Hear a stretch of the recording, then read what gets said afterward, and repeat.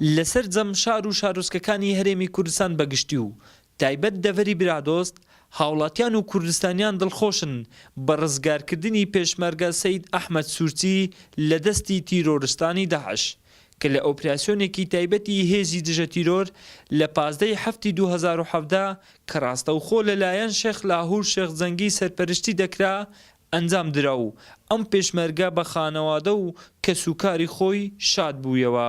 وەکو گەنجێکی برادۆس زۆر خۆشحاڵم بە ئازادکردنی پێشمەرگە سەید ئەحمەد سوورچی. بەڕاستی زۆر سپاسی شێخ لاهور شێخ زەنجیەکەین بۆ ئەو قارەمانە کە ئەو شتەی کرد پێ ئەو پێشمەرگەی ئازاد کرد و دژە تیرۆر بەڕاستی هێزێکە هەموو خەڵکی کوردستان دەبی شانازی پێوە بکات. دەستخۆش لە کاک لاهور زەنگینەکەن کە بۆ ئازادکردنی سەید ئەحمەد سوورچی و جێگای شانازیە بۆ ئێمەی کورد کە بتوانن ئەمڕۆ کەسێک لە ناو جەرگەی داعش ڕزگار بکەن و ئێمە هیوادارین ئەوان دیکەش کە لە ناو جەرگەی داعشن ئەوانیش ڕزگار بکەن بێن ناو مار و منداڵی خۆیان. کوردستانیان لە برادۆست دەڵێن هێزی دژە تیرۆر هێزێکی بەتوانە و لێهاتووە. لە ڕابردووشدا ئەم هێزە توانیوێتی چەندین ئۆپراسیۆنی سەرکەوتوو ئەنجام بدات.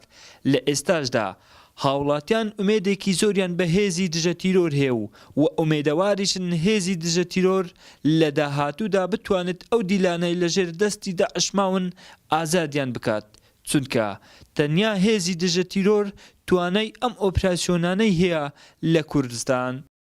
پێخۆشحالین کە شێخ لاهور شێخ زەنجی ئەو پێشمەرگەی لەدەست ئەو درڕندە داعشانە دەرینە و بەڕاستی سەلماندی بە حەقڕۆ لە یەکێتی نیشتیمانی کوردستانە و هێزێکی تۆقمەی کاریگەری هەیە کە هێزێکی تۆقمەی کاریگەری وەکو لاهور شێخ زەنجی سەرپەرشتیەکە.